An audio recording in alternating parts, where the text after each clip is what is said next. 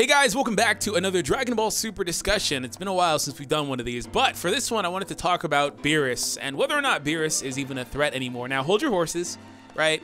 At any given moment, Beerus can decide that he just wants to destroy this or that, or the Earth, for example. But will Beerus actually do it is the real question. And joining me for this video, I have a good friend of mine, Mark, aka Real to Real. How are you doing, man? It's nice to have you here. Oh, it's been a while, man. Thanks for having me back on the channel. This is an interesting discussion because I know a lot of people are going to take it, maybe.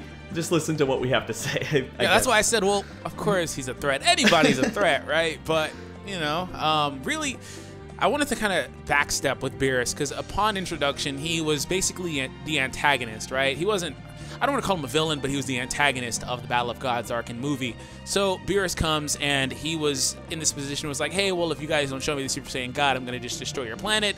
Of course, he wound up not doing that because he had a good fight with Goku and took a liking to Goku. And of course, those characters go train over there. So you kind of can see where a relationship was built up between Beerus and Goku and Vegeta to an extent, right? So nowadays, in the Tournament of Power, fast forwarding all the way to where we are now, as these characters are getting eliminated for his universe, you see a theme there. Beerus is starting to take notice of these characters. He's like, oh, what was his name again?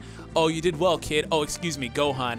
Or like, you did well, what's your name again? Master Roshi, you know, things like that. He's starting to really take notice of these guys and start to really seem like he really cares about them.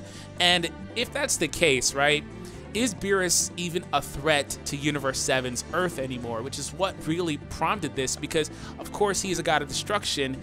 I don't know if he's really within his jurisdiction anymore, right, as far as like not doing his job.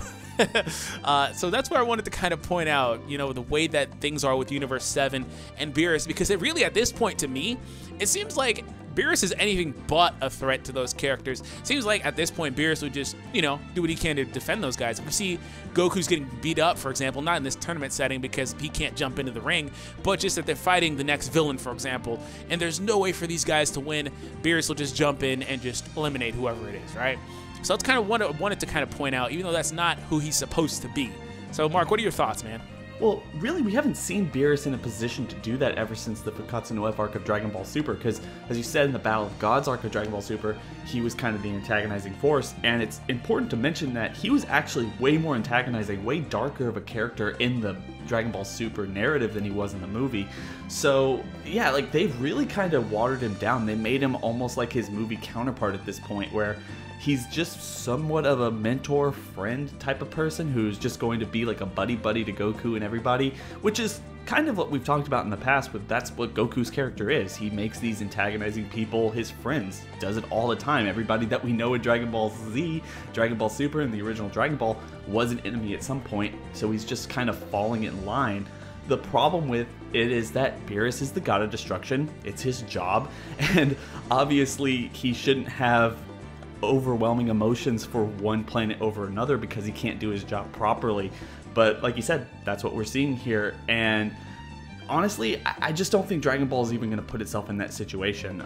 It's not going to allow Beerus to watch from the sidelines anymore because, like you said, he is overwhelmingly getting attached to these people. Goku and Vegeta and everyone else who's fighting for Universe 7, obviously they are fighting not only for their existence, but his existence as well. So maybe they can do that to retcon why he's feeling like admiration for these people, because they're given good fights and they're making his existence possible sometime down the line. That's a possibility. And then all of it was a show and he's just a lot more hard than he actually is, but he has this soft spot that we've seen, we know he's covering up, and that's why he doesn't help them in the future or anything.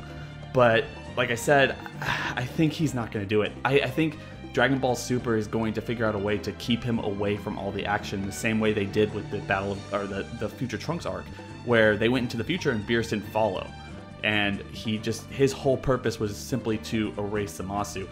That's going to be it. No real danger when he's around Goku or Vegeta or anything else like that, because he's just a showstopper. Like, no one can step to Beerus. I don't even think, even though a lot of people might want to argue, Goku and Vegeta cannot step to Beerus at this point. Yeah, they should be able to, I mean, logically speaking, but I don't think that they can, and I don't really know if, well, maybe Ultra Instinct, but aside from that, I don't know if they can, right? You know, especially when they attain mastery of Ultra Instinct, because that's a level that even Beerus hasn't attained yet. So maybe at that point, but still, I mean, like, it feels like Beerus of course, we know why he was incepted into the series. He was basically put there as a benchmark for these characters, right? To say, hey, this is a new level of power. This is where you guys want to be. Now, they kind of moved on from that and made Beerus a mainstay of the cast. And then they put another benchmark in the series, aka Monaka, which Goku still thinks is, you know. It's funny that Goku still thinks Monaka is so powerful, right? And it's like, I wonder how he'll react to Monaka when he sees him next time. Like, hey, I got this new form. I bet you're still stronger than me. And Monaka's just shitting bullets, bro.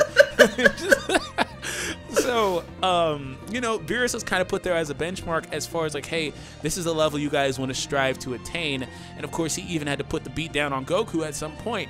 And it just kind of felt like, especially throughout up to the Trunks arc, you know, it can be debated whether or not Beerus could have beaten Murtzamasu, right? Because Murtzamasu had different feats. But it just kind of felt like at any point, had they instated Beerus in that arc, he would have just eliminated Goku Black. You know, before it even got that serious, right? So you're right, he is a bit of a showstopper in that he is a character that they can kind of just fall back on, and they probably will, going forward, find a way to remove him from the operating cast, you know, kind of the way that they typically do with the characters anyway. Oh, where's Gohan? Oh, he's at this conference. You know, like they do stuff like that just to try to say that they're doing it and try to give spotlight to certain characters. So I get it. It's a good little ploy that they can, you know, kind of do. As far as Beerus is concerned, though, I wanted to kind of move forward with it. So with Beerus, we talked about the possibility of him taking part in any sort of big, major threatening event, which I agree with you. For example, if Frieza tries to do something, Beerus can just shut that down. So we're going to have to see how that happens, because at least Beerus is present for this, whatever Frieza's plan is in this Tournament of Power, if it comes to fruition. But do you think that there's a level of this too that kind of extends to Whis? Because we know Whis is typically a neutral party. He's not really there to do anything but tend to Beerus. But he also kind of stepped out of his bounds in taking in new students. Do you think some of this extends to Whis too? Because we know that he could potentially be, you know, a problem. Or he could have been, but he's not going to be. Man, you know, outside of figuring out a way, like you said, taking out Beerus, maybe taking out the Supreme Kai, taking out Beerus, and then also nerfing Whis probably be the only way that I can see getting Whis out of the picture. Beerus has a built-in mechanism from the very beginning. He can just go back to sleep. You know, just for a couple years, he takes a cat nap, and then we don't have to worry about him for an arc. I think that's perfectly fine. I mean, they've done the same thing with Boo, but I don't know how you get rid of Whis. I really don't, without figuring out a way to take him out of the arc entirely, or figuring out a way to nerf all the angels at once without taking out Beerus, without taking out the Supreme Kai. Especially with Whis, because if you look at the anime and the way that they built this up, and also the manga, where with Belmont or Vermouth, whatever you want to call him, talking about taking Topo as an apprentice, and Margarita didn't know anything about Jiren either. So it's obvious that I think the Gods of Destruction picked their own successors, not the angels, maybe? And Whis has always kind of felt like someone who's kind of bent the rules the same way that Beerus and Champa do. So yeah, Whis definitely has some admiration for Goku and Vegeta, and probably everyone else in Universe 7. He would probably step in, and that's a really good question. I don't know how you get rid of him without taking everyone out. Yeah, that's food for thought.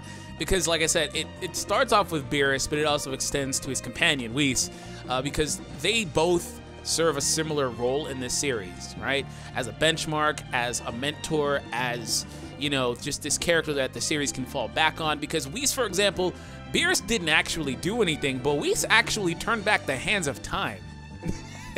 You know, so there is no question, really. If Whis will step in, Beerus for sure will step in to help defend these guys, you know? So it just kind of is interesting when you come back to that and you consider the possibilities of the ways that, you know, these characters have evolved and have changed as the series has progressed, and they've instated, again, new mechanisms, new characters, and different threats in the way that the series has handled them. But all in all, just to kind of come back to the beginning question, you know, because we kind of went off topic a little bit, but, you know, coming back to the beginning question, is Beerus a threat to Universe 7 and their Earth, really? First and foremost, no, he's not. But again, really, it's his job, so he's not really a threat in any way, shape, or form to begin with, because he's doing what he's supposed to do. But as far as the Earth goes, I don't see Beerus turning on them. I feel like he's too far gone now. I feel like Beerus has established too many meaningful relationships with a lot of the characters there, especially Goku and Vegeta, and then he's starting to really take notice and grow admiration for the rest of the cast there. And that's basically how I feel. Would you agree? I do. And just going back on the Whis thing as well, I completely agree with Beerus. He has admiration. He's never going to step in. He's never going to fight them or harm them in any way. And if he is given the chance, which I really don't believe that they're ever going to give him the chance, he's always going to have to be the spectator in some way, like he is in the Tournament of Power. Then if he had that chance, he would go after it. But Whis, the only thing I could think of getting Whis out of the picture is having him be busy. It's hard when you've already decided that Bulma can have a direct line to Whis with a I was going to bring that up. Freaking Bulma can call Whis whenever the hell she wants to. Yeah. That is so OP when you think about it. Just to have a direct line to one of the strongest entities, if not the strongest individual entity in your universe. Just, hey, Whis, can you come here? Of course, Whis takes, what does he take, like 30 minutes to get there? Or something like that from Beerus' planet? But still. 22 minutes. Yeah. Yeah, still. That's such a cheat code. So the only way you can do that is to have something going on with the angels or the hierarchy that's going to completely distract Whis' attention. Because as we saw in the Fakatsu no F arc of Dragon Ball Super, also in the movie, he can like not see her message. Like, she can leave a voice message for him. So it's gonna have to be contrived, and I can see that getting old. But that's the only thing I can actually think of that they've established, because Bulma just has that cheat code. Yeah, she does. I agree with you 100%, man. So, anyways, guys, we leave it up to you. Let us know your thoughts in the comments down below, whether or not you think Beerus or Whis are even threats to Universe 7 and the main cause. And also, as a secondary question, are they a threat to the antagonizing forces that could come out in the series later on, and how can they potentially remove these characters? Because spoilers, yes, they would be a threat for any sort of villain that would come out later on in the future. Even if, again, Beerus is surpassed by Goku and Vegeta because they master Ultra Instinct or get some other crazy form after that at some point, Whis should still be above everybody else. So Whis, at the very least, could be an issue. So I wanted to kind of position that to you guys in the comments down below. And make sure that you guys do subscribe to Mark. His channel will be linked down below. Any other plugs you want to put in there, man? Oh, no. No, I'm fine. Thanks for having me, man. No. No problem, bro. It's definitely my pleasure. Anyways, guys, thank you guys for the continued support. Hope you guys enjoyed it. We'll talk to you guys later.